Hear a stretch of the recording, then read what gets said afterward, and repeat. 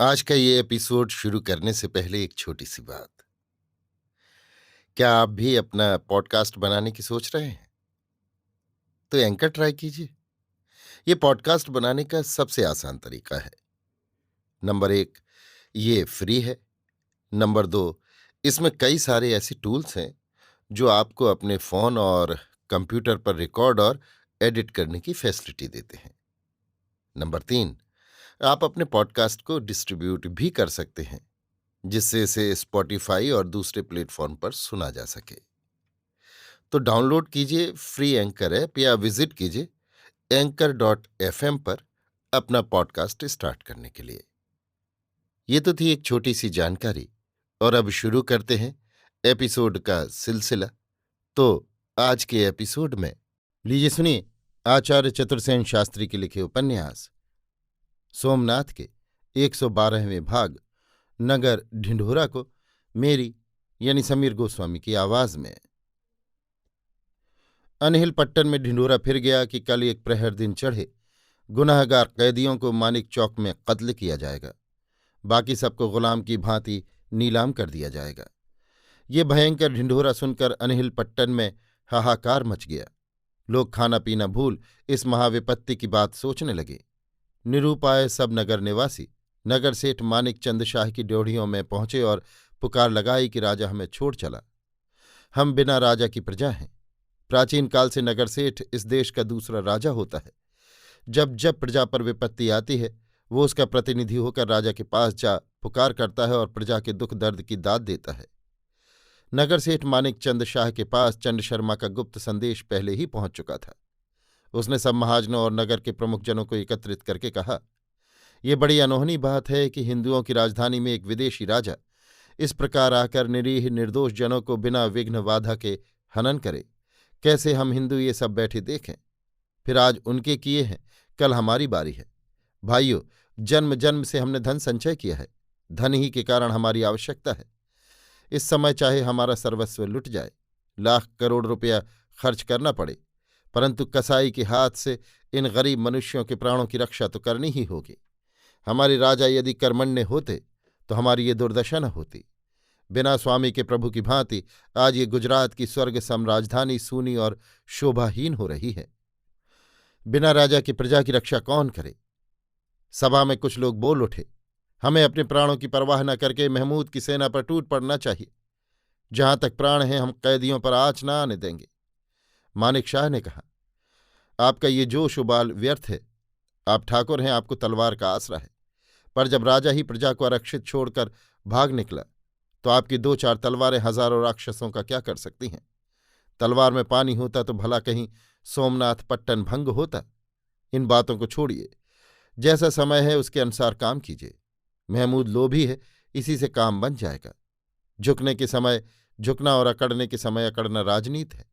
हमारी शक्ति नष्ट हो गई है, अतः अब हमें साम दाम से इन राक्षसों से काम निकालना है। वो मनमाना दंड लेगा, यही ना? 100 रुपया हमारे हाथ का मैल है। आबरू गई सो गई। इसलिए हमें सुल्तान का मुंह रुपयों से भरना होगा। दूसरा कोई चारा नहीं है। ये देखो, 40 गांव के महाजन सब बंदियों को छुड़ाने के लिए तन मन धन से तैयार हैं। नगर सेठ की इस बात में सबने सहमति दिखाई। नगर सेठ मानिक चंद शाह साथ में पाटन के सब नगर महाजनों को तथा 40 गांव के महाजनों को संग ले सुल्तान के पास गया। सुल्तान के वजीर अब्दुल अब्बास ने महाजनों का स्वागत किया और आने का कारण पूछा। मानिक चंद शाह सेठ ने आने का अभिप्राय वजीर को कह सुनाया। सुनकर वजीर सुल्तान के पास गया। अब्दुल अब्बास एक बुद्धिमान और विद्वान वजीर था। उसने सुल्तान से कहा, हुजूर, शहर के महाजन सेठ ड्योढ़ी पर ये अर्ज करने हाजिर हुए हैं कि सब कैदियों को रिहाई मिले। सुल्तान की आंखों में अभी भी गुस्सा भरा था। उसने कहा, यह कैसे हो सकता है? जिन कैदियों ने रादतन मुसलमानों को मारा है उन्हें कत्ल कर दो, बाकी सबको ऊंची बोली में नीलाम कर दो। ये तो हुक्म हो चुका है। जरूर हो चुका है खुदाबंद, और इससे कुछ रुपया खजाने में आ जाएगा। मगर हुजूर, रुपए से नेकनामी बड़ी चीज है। ये महाजन एक अच्छी रकम देने को यदि राजी हों तो रुपया भी मिल जाए और हुजूर खुदाबंद की नेकनामी भी सलामत रहेगी। तब उन महाजनों को हाजिर करो, सुल्तान ने हुक्म दिया। महाजनों ने सुल्तान के सम्मुख आज सलाम किया। फिर मानिक चंद शाह ने तनिक आगे बढ़कर कहा, हुजूर, आप एक विजयी बादशाह हैं। आपकी ताकत का अंत नहीं। हम महाजन लोग आपसे अर्ज करने आए हैं। मानना न मानना हुजूर के हाथ में है।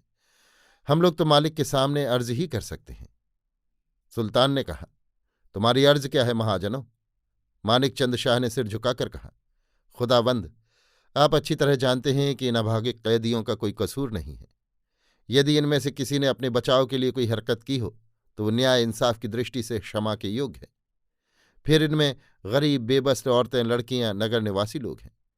इन्होंने तो आपका सामना किया नहीं। फिर उन्होंने आपकी बहुत बेआबरूई और कष्ट उठाए हैं। ये लोग सब गरीब प्रजाजन हैं। ये न शूरवीर हैं न सिपाही। इसलिए नेक नाम सुल्तान, आप उन्हें माफ करके उन्हें छोड़ दीजिए। अमीर ने कहा, महाजनों, ये गुनाहगार कैदी काफिर हैं। इन्हें मारने में सवाब होता है। फिर इन्होंने हमारी फौज का सामना किया है, हमारे आदमियों को इजा पहुंचाई है। इसलिए हमने शरह की रूह से इन्हें कत्ल करने और बेच डालने का हुक्म दिया है। सेठ ने नम्रता से कहा, आलीजा, मालिक यदि रैयत को मारे तो फिर उसका बचाने वाला कौन है? आपके एक वचन से हजारों के प्राण बचेंगे। ये भी बड़ा भारी लाभ है। लेकिन बिना जुर्माना कैदी नहीं छोड़े जा सकते। खुदावंद, गरीब कैदी कहाँ से जुर्माना अदा करेंगे? उनके पास खाने पीने का भी ठिकाना नहीं। वे तो पहले ही लुटे पिटे बैठे हैं। फिर हुजूर, उनका अपराध भी तो कुछ नहीं है। तो भी आपका इरादा दंड लेने ही का है, तो दिए बिना छुटकारा नहीं है। तब कृपा कर नाम मात्र का दंड लेकर उन्हें छोड़ दीजिए। अबुल अब्बास ने चंड शर्मा का इशारा पाकर कहा, महाजनों, तुम व्यर्थ समय बर्बाद न करो। 1.25 लाख सोने की मोहरें हुजूर सुल्तान की खिदमत में पेश करो तो गुनाहगारों को माफी मिल सकती है। नगर सेठ ने बहुत अनुनय विनय किया, पर सुल्तान ने एक न सुनी। विवश महाजनों ने मोहरों की थैलियां सुल्तान के सामने रख दी। मोहरों को गिनकर अब्दुल अब्बास ने माफी का परवाना लिखकर उस पर सुल्तान की मोहर लगाकर नगर सेठ के हाथ में दे दिया।